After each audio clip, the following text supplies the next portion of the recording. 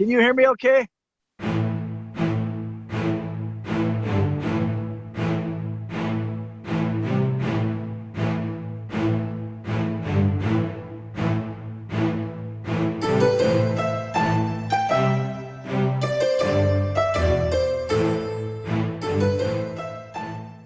Yeah, what I want to do is I want to, first of all, I've decided that number 16, I'm going to officially change from a number 3 to the pronated face thrust to a number 2. So we talked a little bit about this last time, but I think it just makes more sense with 16, 18, and 19 all starting with number 2 kata. I think it just makes more sense to add number 2.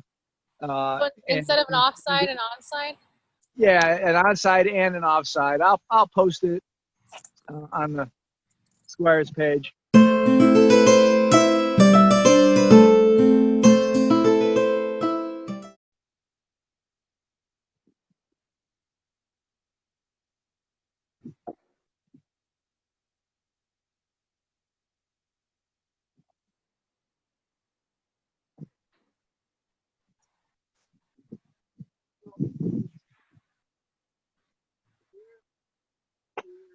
Oh, both. I thought we were just doing the one.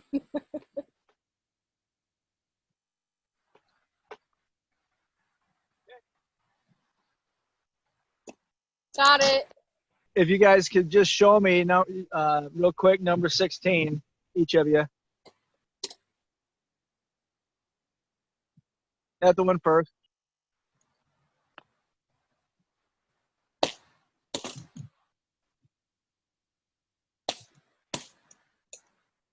No, it's not pronated. Yeah, that's what you want. Up high. Yeah, there you go.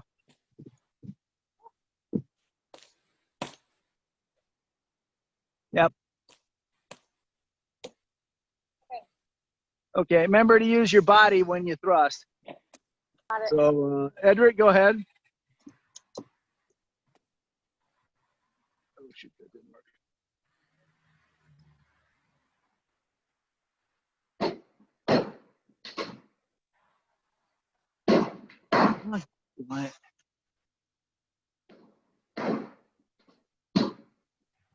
Yep, that's good. Put some bend in those knees, young man. There you go.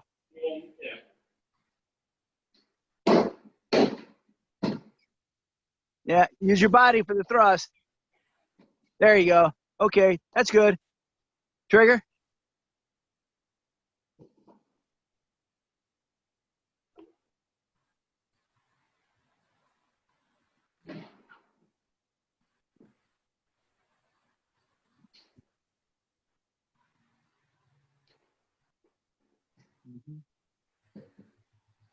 Yeah, good. Okay. That's number 16. I have to be honest, a little bit I've thought about how to try to figure out how to do Zoom Pell for numbers 17 and 18 with the shield snatches and stuff. It's a little difficult just because the timing and distancing is so important with how you get that snatch or that press. And it's just a little hard to observe it and to kind of, you know, create it without having, you know, a partner. But we'll do the best we can. And then when we're able to meet, you'll have, if having practiced it, you'll have a little better idea. So let me do 17.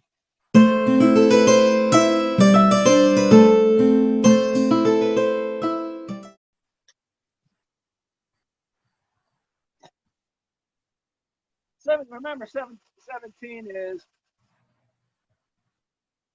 heel press to push out here. As you push out, strike to the head. You can also, and maybe I should make it a, you know, maybe I should make this. It might be easier for Zoom Pell to make it a pronated thrust. Like,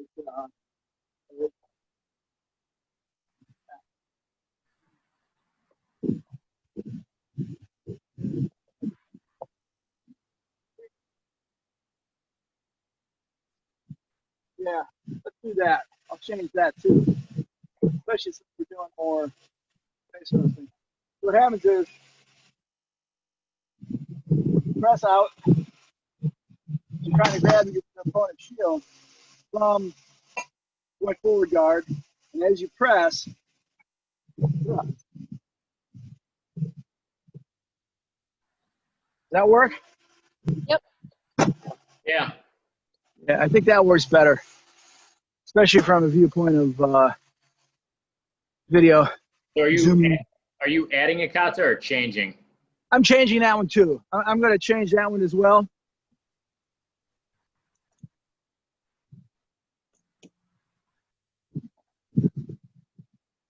Start here.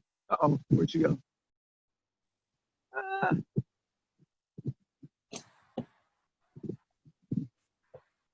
Yeah. Yeah, that makes more sense. That makes more sense. Yeah. Because you can get people to be surprised by your shield snatch, and while they're being surprised by your shield snatch, you can face thrust them, and that's a double whammy. Yeah. So I actually like the lead head attack, and it might just seem Okay. simple, but Okay, let me see it then. well, so my thinking behind it is oftentimes it's just a small shift of the shield up to block that, right? Most people don't completely overreact.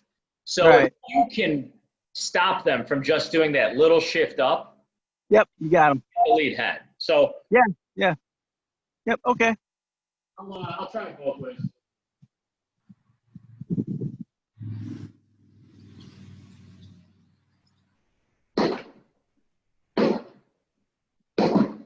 Yeah, okay. Right.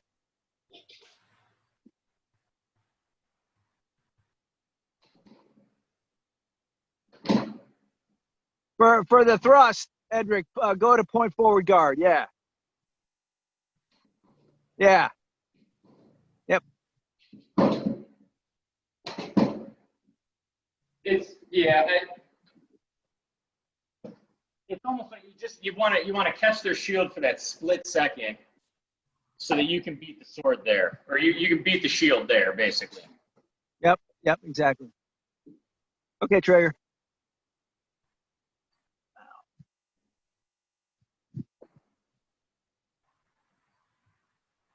Yeah.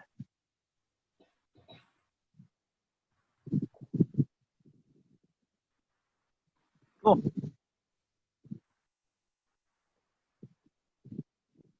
Okay. 18 is number 2 with the one Edric was talking about. Number 2 kata with the shield snatch to the body thrust. So let me show that a couple times here.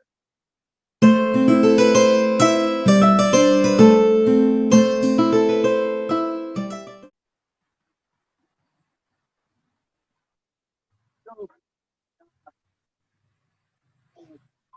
the important part is on the return head cut, where we normally would draw a body back and go to guard, right? Instead, we're drawing it with our hips back and coming low. And then, so without the snatch, it's here, here, here, right? Here, here, here, there.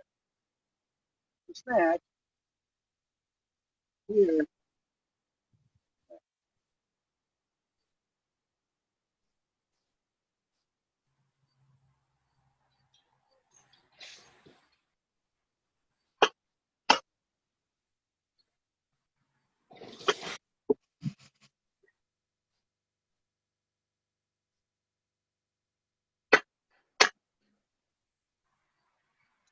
Is Edric, as this, as my body turns back away to set up that low thrust. Don't forget the supination, by the way. Got my hand comes in and then it goes like that. At the same time this is doing that, the shield is coming over and kind of pushing out just a little bit to grab it.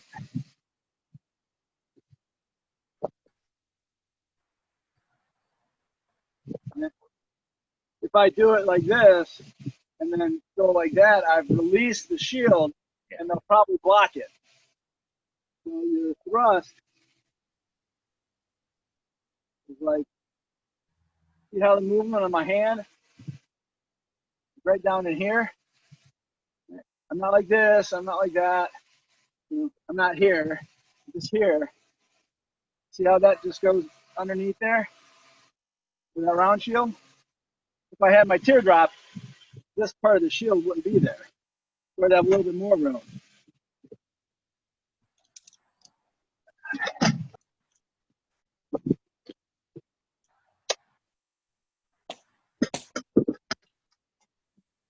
Not too bad.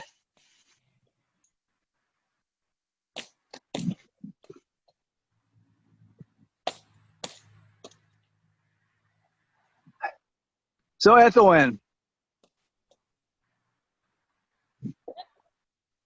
So again, let me show you what you're doing. Ethelwyn. So you're here, here, and then you don't turn your hips. You're just doing this while you go like this, and then you're doing all arms. So it's here, body, and then body. Right?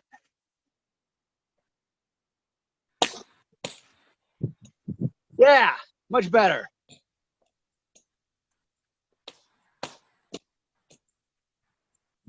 Yeah, that's better. Much better. Thank you. Got to remember that body turn.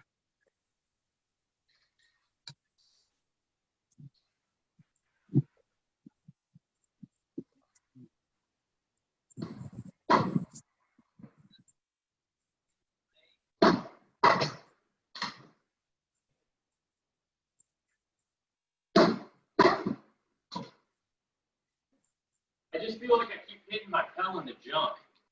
And I'm gonna feel real bad. It's a legal target.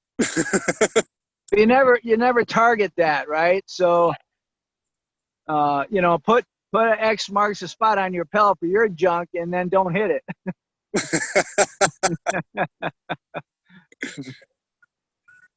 Don't forget that it's lower too when you're in your stance. Right, exactly. Well said.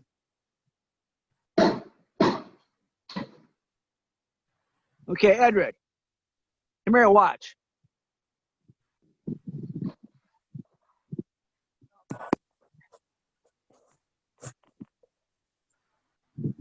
So first of all, when you're drawing back, you're drawing it back, and the point's going like that. You see that? Yeah. Don't do that. It's here, here. You know, it's one nice motion. It's not here and then scoot back up. Okay. It's here. Keep it level. Yeah. I mean, I can do it like that, right? But that's wasting time and energy, and it's got to be more perfect. Right? Here, here, here. And on your shield snatch, for the Pell, get closer to your opponent. Not out here. Okay.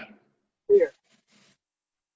And start trying to practice adding the supination to the thrust. So here. And then I'll get to the reason for that after trigger's done. No, I want to see Edric do it again.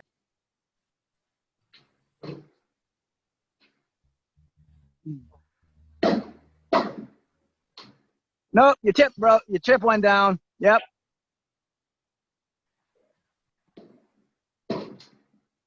Nope. You're drawing the sword with your arm instead of with your body. Your body's moving back, but do it there. A little better. A little better. Do it again. Not perfect. but better.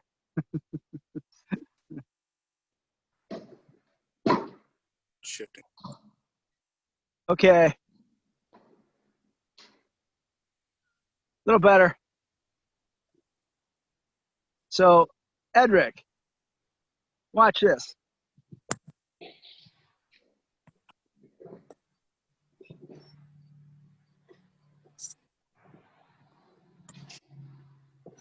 Stand up with your sword.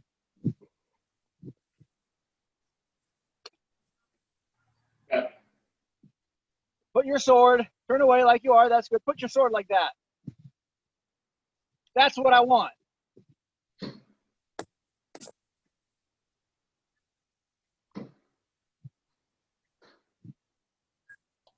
No, you're dropping your point. Don't drop your point.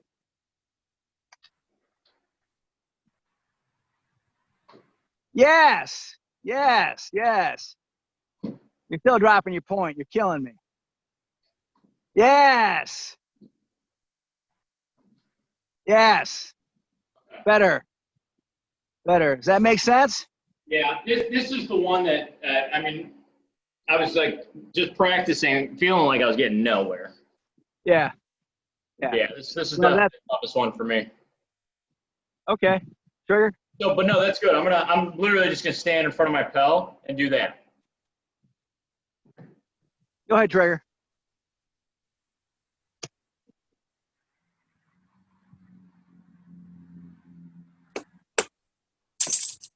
Yep.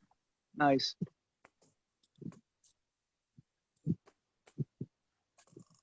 See when he draws that down, see how it kind of stays in that horizontal position? Yeah, nice. Hmm. Yeah, he just hates to turn away, but otherwise he's doing great.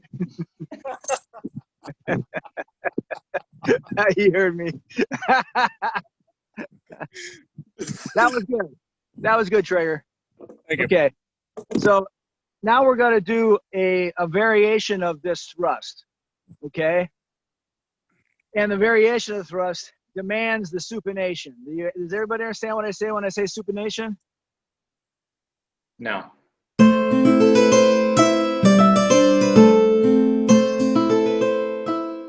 There's 3 ways to hold a sword for a thrust, fundamentally. There's, like you were doing, Edric, where your hand is like that, Yeah. right? And that's absolutely good. That worked great.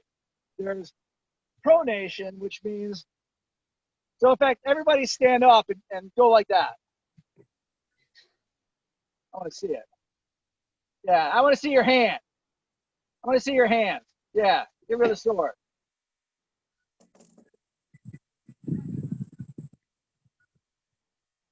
Good, good, good. Okay, so now take your hand and turn it so you're looking at the top of your hand, or another way to look at it exactly is the palm down, right? Okay, that's pronation. Okay, so now from there, go back to here.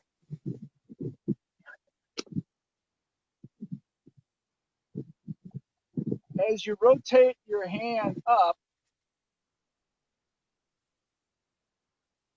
it pronates more and more. So that face thrust, palm is out. That's pronated face thrust. Pronation. Okay, make sense? Yeah, let me watch it. Let me watch. Go ahead, Edric. Do it with your hand. Pronate. Yeah, that's pronation. Okay. That's the one? Same idea. Yep, good. Trigger. Yeah, that's pronation, okay? Supinate is when the hand comes up that way, as if you're, the way to remember that is as if you're holding a bowl of soup. Right? If you're holding a bowl of soup and it hasn't spilled, that's supination. Yeah, that's supination right there, okay? So we don't even have to remember what pronation is, except it's the opposite of that. So on the Pell, so from a perspective of a pronated thrust and a supinated thrust, from the idea of a body thrust, okay, you got, if I'm fighting a lefty, right, whose shield is over here to me, right, that our swords are on the same side, right, I'm going to try to get around his shield by doing a pronated body thrust. See it? See how it rolls around that shield, right? Around there, into his body. Okay, does that make sense? Yeah.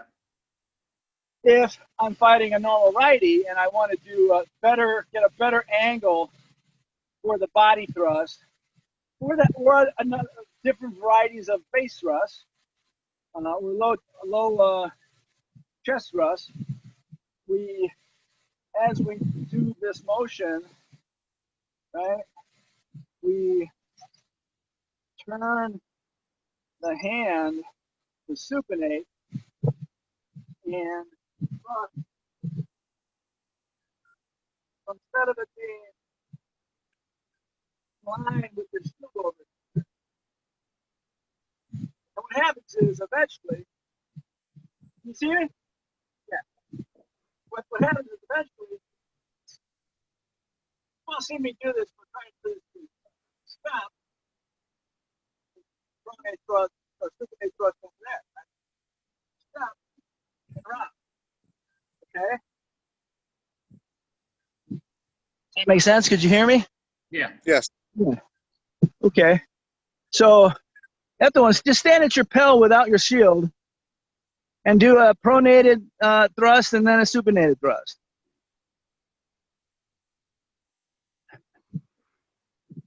Body. Yeah, body, lower. Body, body, body, body. There you go. Yeah. Yeah, now do a supinated thrust. Yeah, exactly. Oh, that guy doesn't like you. Nice, nice. When you were So- saying body, I thought you meant like use your body. I was like, what? Oh, your form was good. Yeah, target. Sorry, I should have said target. Go ahead, Edric.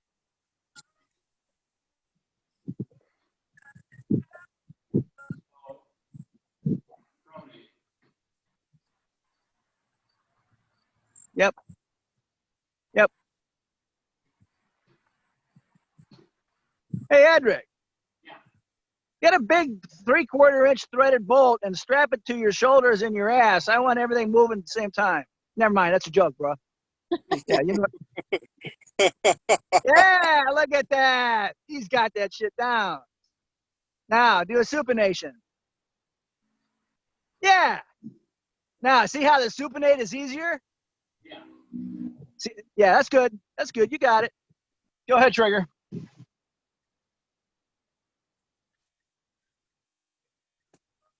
Yep.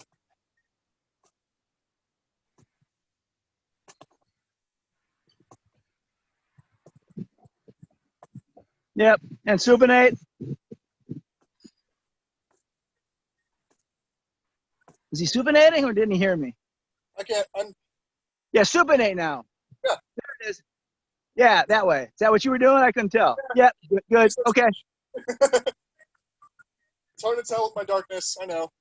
Yeah. Yeah. No, that's good.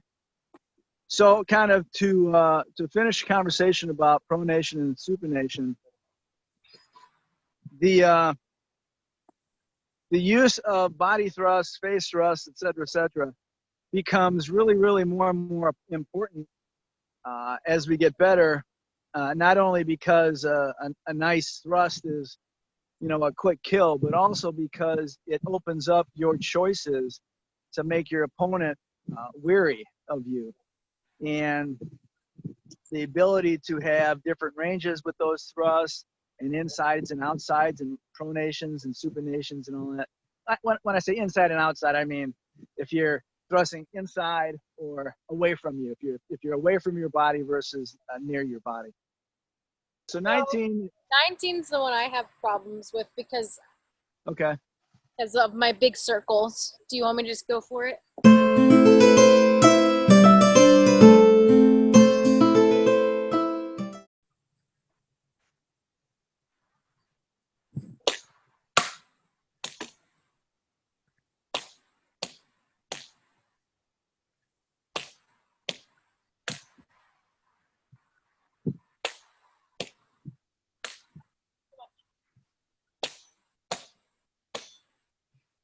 Okay. Okay. Actually, that wasn't too bad. That was actually pretty good. It's a little harder for you to do the Moulinet because you don't have a crossbar on that bad boy. When I was practicing, I decided that I'm going to still pretend that it has crossbars. Yeah. And just aim towards the center. Yep. Yeah. No, your targeting was good. I'll get to the discussion on you once I finish with the other two guys. In the thought that if they have a problem, it'll be the same problem probably. Go ahead, Edric.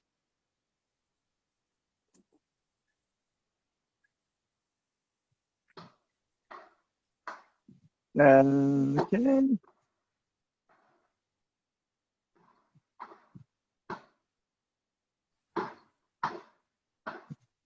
Yeah, that's good, Edric.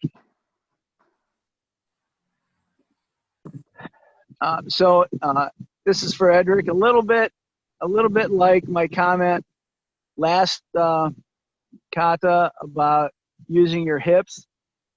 You're using your hips for the lead head and the return head, and then you're using your hips correctly visually, but you're not applying power with the Moulinet with the hips. It looks to me like it's almost all arm. The motion is fine, but I think you're not sinking in the power to that Moulinet. So I'll get to that here in a minute too. So Trigger, go ahead. And it may be video. I don't know. It could be No, the last blow feels like it's all arm. Okay.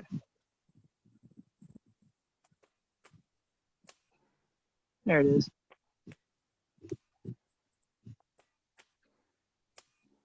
Yep.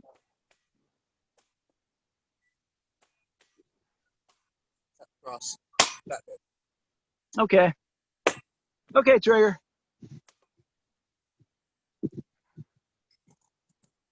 So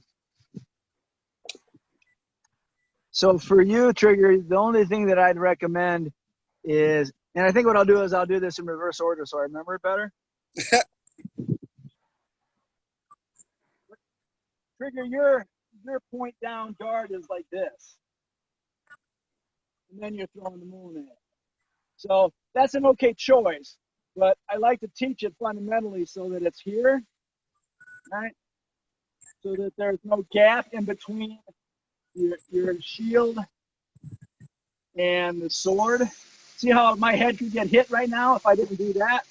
Yeah. Or just going like that? Yeah. You know what I mean? So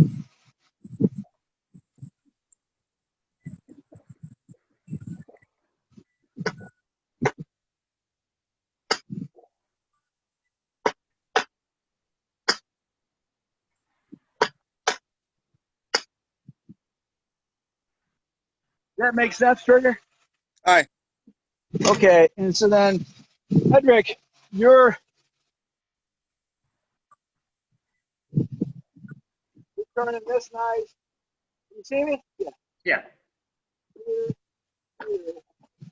doing this nice, but then you just kind of doing that instead of. Okay. The difference? Yeah. As your hip rotates, you're pulling down that elbow and that hand. Okay? Okay. Go ahead and try that quick. I don't have my watch on. I don't know what time it is. 7:36. Okay, we're doing good. Yeah.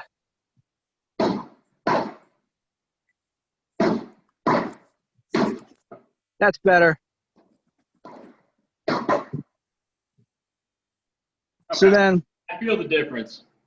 and then also on a Moulinet, especially when you're doing it on a Pell,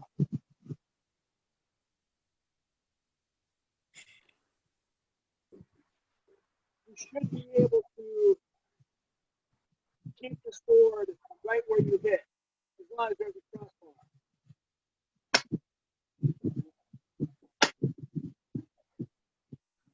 Like it's don't slash through it. You're slashing through it. Okay? One Okay. of the thing about the Monet is that we're trying to get angles. Like if I'm here and I'm fighting you here, right? You're trying to drive it right into the middle of my chest. With my guard. You're trying to get that in the middle of my chest. And if it comes in and slashes down, it's not going to be hard enough. So what you're really trying to do is we're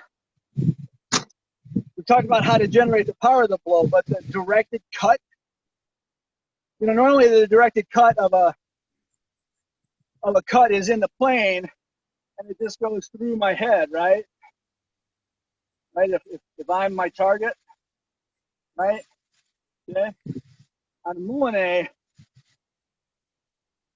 especially one that's not hitting a shoulder, right? Because if there's something to hit with some extension of the sword over the shoulder, then it's got to kind of stop unless you really slash bad, right? Or even head, right? Okay? But if I want to cut into my chest, so I'm here, I'm trying to drive it right into my opponent's chest, right? The nature of the power of the plane of the cut for these is here and then through, right? This one is here. You hit with like the tip to about the last 4 inch, like the last 4 inches of the blade, and then it drives. Pretend this is my body, this is my chest.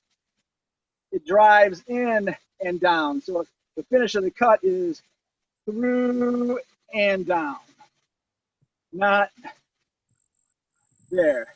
Gotcha.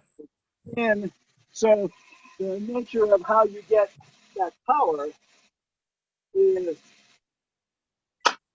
that. See how it's trying to go through that way?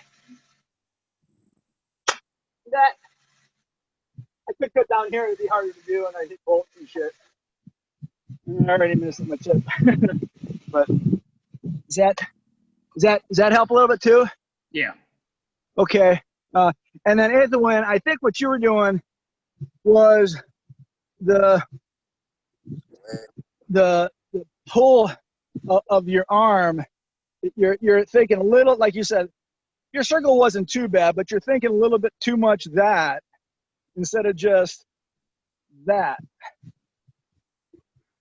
Remembering that the Monet, to be as fast as possible, you don't want to circle it really at all, right? So I'm here, turn. As I turn, see how that elbow starts coming down? Pull it down. This lifts up in front of me, and then we cut. What you're doing at the one is you're more like, Yeah. okay. Now, that's not bad necessarily, and here's why. Number one, a discussion on timing and rhythm, but that's my dog. I don't know if you can see it. But when I'm here, really fast to target, right? But if I want to do this cut over the top of the shield here on a later kata or a variation on this one, now see how it comes behind my head, rotates here, and then releases to that flat snap, right? So now it's doing that. So that's also another way to use that sword from a Moulin derived cut. But from the fundamental of this kata, we want to get into that snap. Okay? Good? Yep. Okay, cool. Okay, now number 20 is a wrap.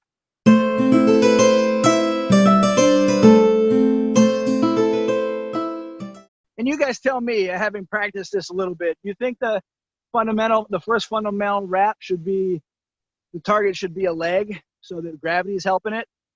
Yeah. Yeah, absolutely. I think legs are always safer. I don't Yeah. like throwing traps high.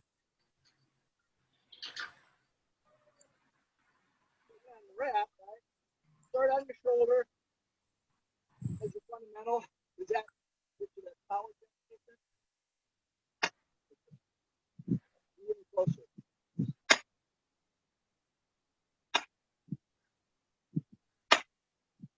Okay. All of you guys have an idea how to do a rep, and you've been doing them somewhat successfully every once in a while.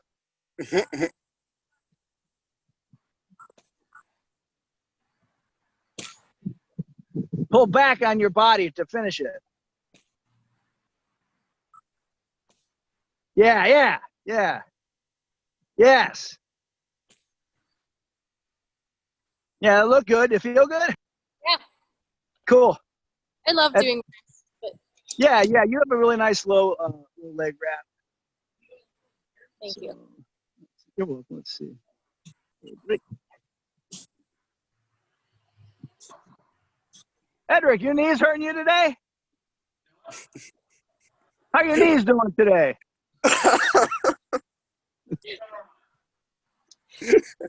Don't stand like me. I'm old.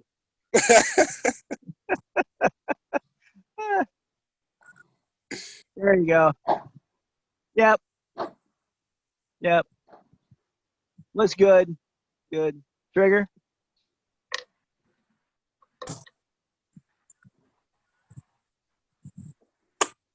Get closer, Trigger. The test swing.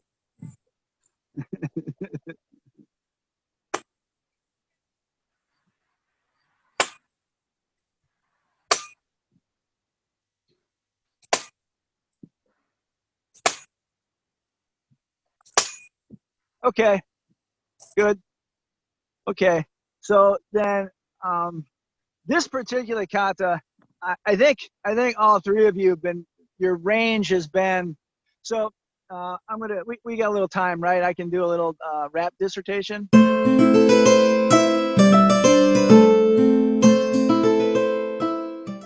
In my school, I like to think of raps as we get into the intermediate rap as three different ranges of raps. Okay, there's what I call a lead rap. I'll show that in a minute. There's what I call like intermediate rap, which you guys just did, right? Where it's like not way behind, but it's not at normal, you know, head cutting range, which is what a lead rap is. I'll show that in a minute. Then there's intermediate rap, and then there's core to core, body to body rap. Okay, so let me show the three differences. And remember that the reason why I do the, see that hair clean like that, son of a bitch. I have no idea what that's like. I don't want to cut it off because then it will be really short and stupid. No offense, Edric. You're not trying to grow your hair. We do the core wrap first because it's the one, in my opinion, especially to the leg, that's least likely to hurt our shoulder. And then we go to the intermediate one, which you guys are doing very well, because that one, once you've kind of got a clue how to do a decent wrap, you're not going to hurt your shoulder unless you just do something silly or, you know, some unfortunate thing happens, which can, but generally not. The lead wrap is the one where you can mess up your shoulder and your elbow and your wrist really bad, which is why I teach that one last. It ends up being sometimes the most effective because people don't normally throw it like that. Although some of the guys in Dark Yard do, and they call it a thumb leader. I never call it a thumb leader because thumb leader makes it sound to me like you're using your thumb to generate the power. But it's not. It's just the direction of what's going on, right? But let me show you the leading wrap.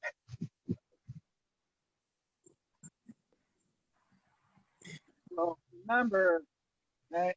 So if my opponent's here, the wrap is here, and I'm way around, right? This, right? That's hardcore wrap. If it's intermediate wrap, it's more there, and I'm hitting like that, right? Hitting about like that. Goes in, intermediate. Leading wrap is that, okay? So remember perspective of the Pell and a head front. And this one you're not going to do much on the leg because the angles are just wrong. But we can do it on a head because so a head strike, right? But a lead wrap takes the sword. It's easier to block here because that angle, right? Oops, okay. Like that. See how that is harder to block than that? So lead head, lead wrap.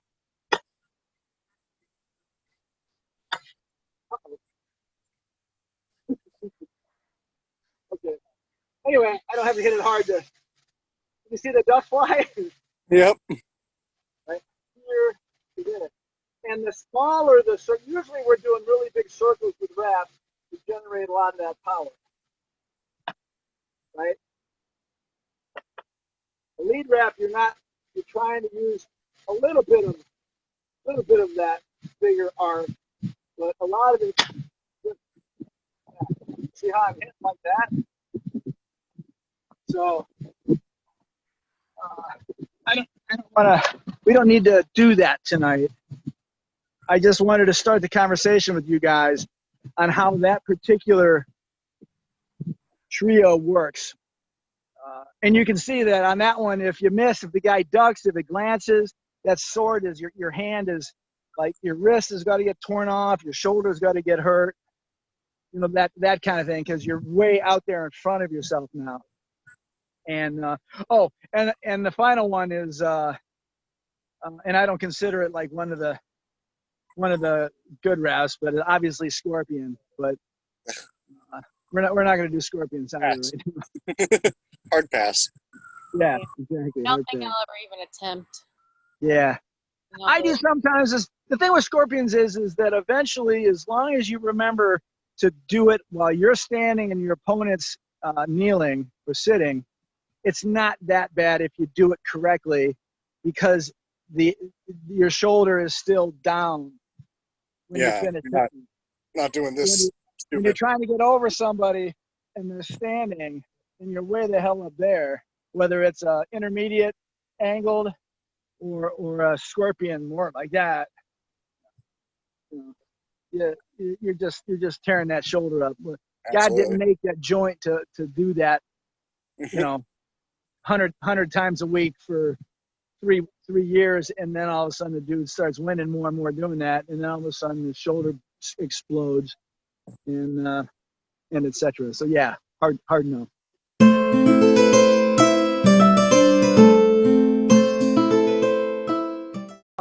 Edric and I were having a conversation on text the other day, and he was asking me some questions about the, as I recall, like the time in between each cut and how you figure out if it's right or if he's going too slow or if there's too much of a pause or not enough pause, things like that. And I said, well, number one, you got to understand the choice you're making. And the easiest way to do that is if you can get a metronome that goes click, click, click, and it's all the same click, right? And you can change that. That's why he's asking. But to answer your current question, Edric, it's really about try to figure out what your normal cut rhythm is, right? Like for me, it'd be, I can't tell you a number. I'll show it to you.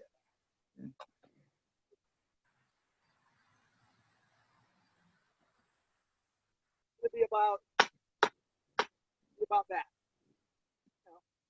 But then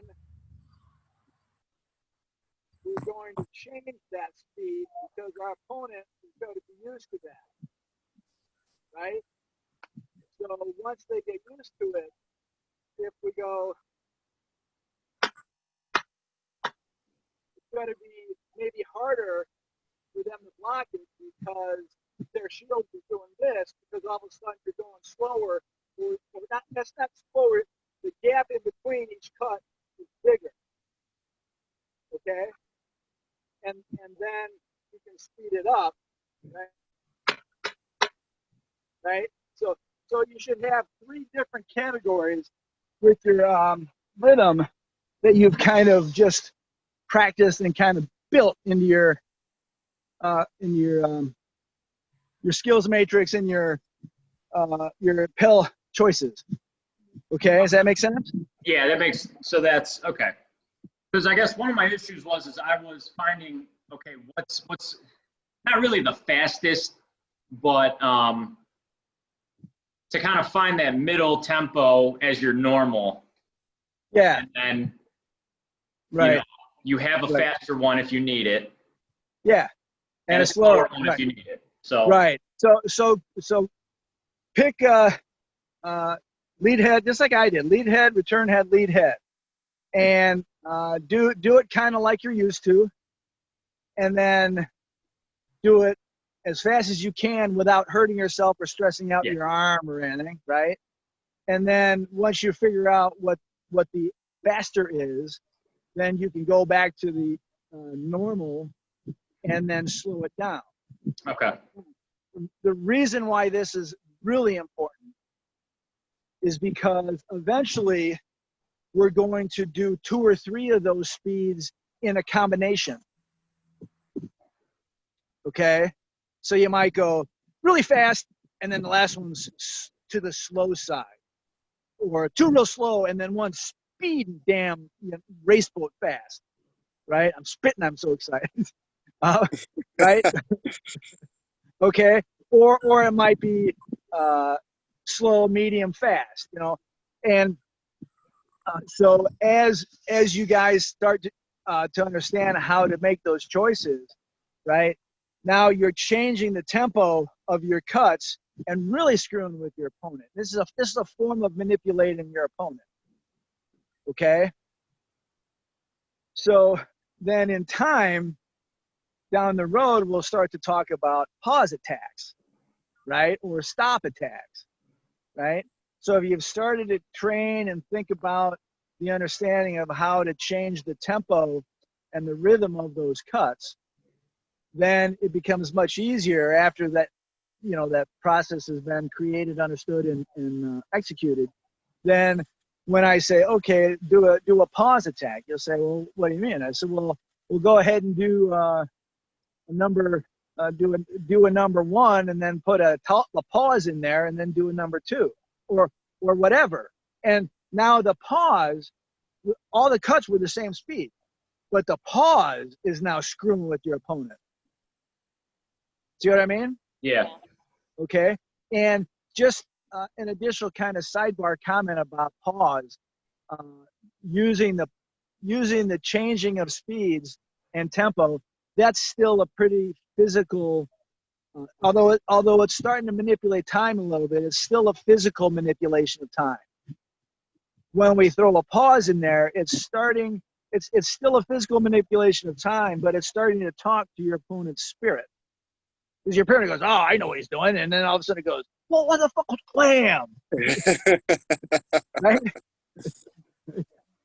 And then stop attack is very similar. It's just even more profoundly connected to speaking to your and manipulating your opponent's spiritual mind. There are times where I can do my stop attack, and I'll have days where I'm just hitting everybody, including Laurelyn. And then I'll have days where I'm like, fucking everybody's blocking it. Last week nobody was. Same people. And that's because of what I'm doing, not because of what they're doing. Generally speaking, right? So does that make a little more sense, Edric? Yeah. Oh yeah. Okay.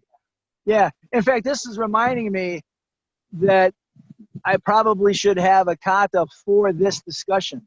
To tell you the truth. Anyway, that's another conversation. Yeah, that'd be really cool. And it have to be performed at the speed most of the time. kind of deal. Well, the kata would be more about the conversation and then have a couple examples. So. Yeah.